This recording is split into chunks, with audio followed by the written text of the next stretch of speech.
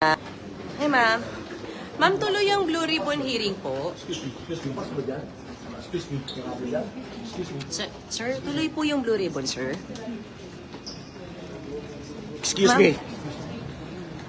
So, ma'am, tuloy po. Sir, hindi kailangan manakit. Hindi ka kasi sinasakta.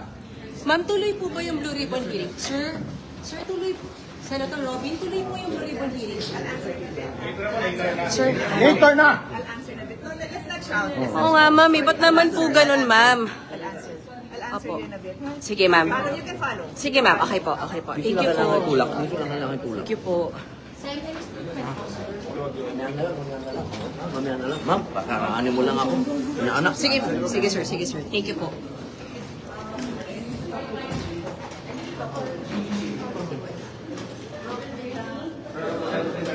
So, kasama natin si Senator Pia Cayetano, ang chairman ng Blue Ribbon Committee. Sorry. Kasama niya si Senator Robin Padilla. At sabi niya, i-address niya yung mga questions kung tuloy yung Blue Ribbon hearing, but pwede natin siyang sundan.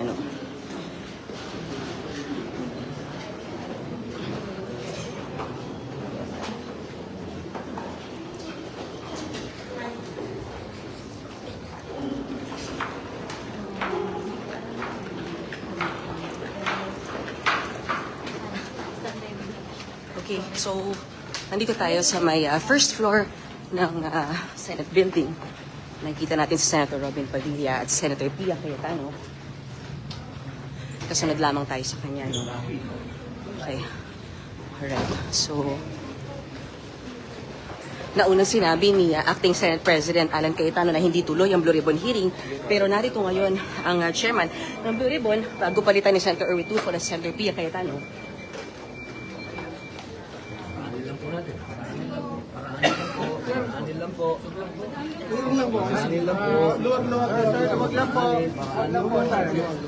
Aray ko. Sir. Atras tayo, atras. Atras. Siksikan.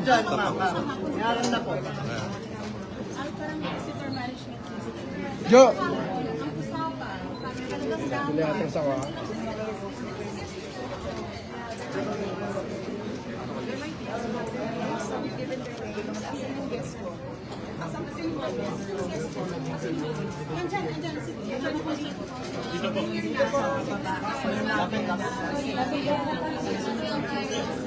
Sir, sorry. Free po.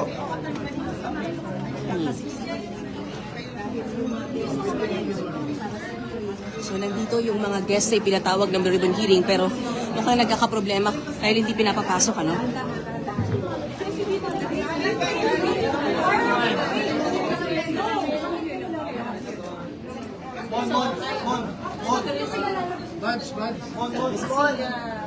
Senator Robin, and Senator Rodrigo.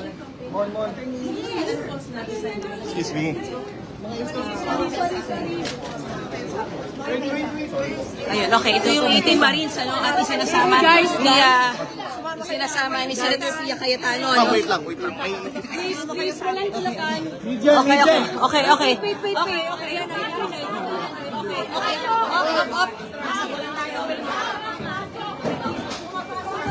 Okay, so pumasok yung 18 Marines, ano? Ay sinama ni Senator Pia Cayetano, ano? sige. Okay. Buka. Okay, so nakapasok yung mga 18 Marines na kasama sa guests sa for the Blue Ribbon Committee at isinama sila ni Senator Pia Cayetano. Up! Ay! Oh my God! Senator!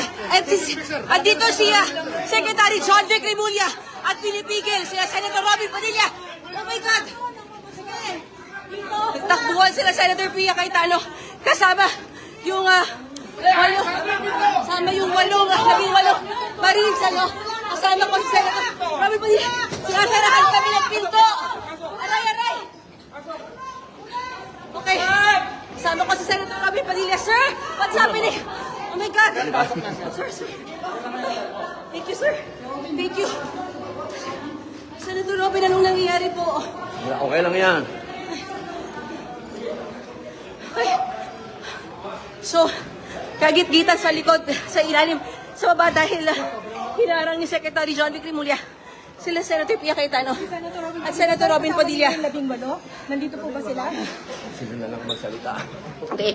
So mga kapatid, nagkagit-gitan sa first floor dahil May pasok po ba? May pasok po ba Dahil- yung senator? ipinasok ni Senator Pia Cayetano, sinabay niya yung 18 Marines, pero nakita natin na hinarang siya ni DILG Secretary John Vic Rimulya. Okay, hold on. Okay, so what we can see right now, ito yung mga Marines, ano?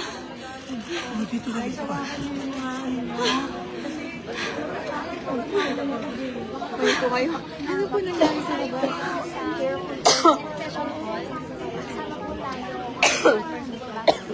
Senator Robin Padilla, kasama ng Senator Pia Cayetano. Okay. Bumaba po siya. So, mga kapatid, again, just to give you an update, galing tayo sa first floor ng Senado kung saan hinaharang yung pagpasok ng resource persons. Buwaba sila Senator Pia Cayetano at Senator Robin Padilla, nasundan natin siya. At ang ginawa ni Senator Pia ay isinabay niya itong 18 Marines, ano, para makapasok. At talagang nagkaroon ng struggle dahil pinigil ni DILG Secretary John Vic Rimulya, lalo sila Senator Robin Padilla. Pero sa huli na naig, ano, at nakatakas, nakatakbo sila Senator Pia at nandito sa loob ngayon yung mga 18 Marines na kasama sa guests for the Blue Ribbon hearing. Nandito na rin ngayon mga kapatid, Senator Alan Peter Cayetano.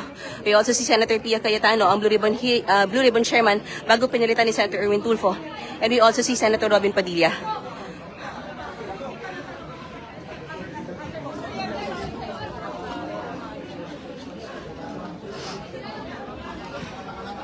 Attorney Baligod, we can see Attorney Baligod na nakapasok na rin dito sa may plenaryo.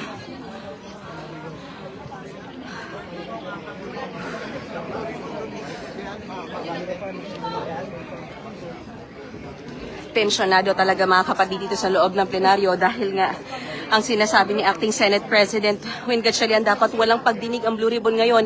Hindi papasukan yung resource persons, pero talagang ipinilit na maipasok sila dito, ano, kasama sila Attorney Baligod at itong mga Marines, ano, na sinasabing naghatid ng mali-maletang pera kila Zaldico. Kaya na nagkagit-gitan sa may first floor, ano, kung saan naroon nga rin at pinipigil ni Secretary John Vic Rimulya yung pagpasok ng ilang mga resource persons.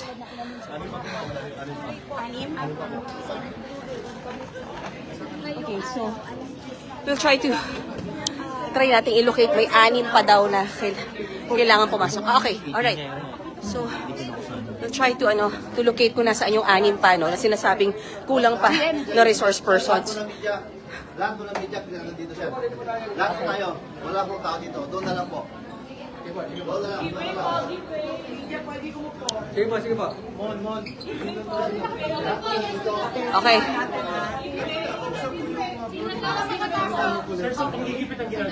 Sobrang pagigipit to. Tsaka ayaw nila madinig yung mga tao. Ayaw kayo papasukin na nila, sir, no? Papasukin na po. Wait lang po. Kailangan po. Thank you po. Sir. Yan siya, yung mga sundalo pa kasama sa 18 Marines, mga kapatid. Okay. So mukhang nakapasok na, kompleto na yung okay, mga kapatid, nakita natin si Mike Defensor and then yung 18 Marines, nakapasok na rin lahat dito sa pagdinig ng Blue Ribbon Committee. At nandito na rin sila Senator Alan Peter Cayetano, Pia Cayetano na chairman ng Blue Ribbon, bago nga yan napunta kay Senator Erwin Tulfo, Senator Amy Marcos at Senator Robin Padilla. So it seems like mukhang magtutuloy itong pagdinig ng Blue Ribbon Committee kaugnay sa flood control scandal. Okay, let me turn you over to what we see at the plenary. Okay, so andito yung mga testigo ng mga 18 Marines, Attorney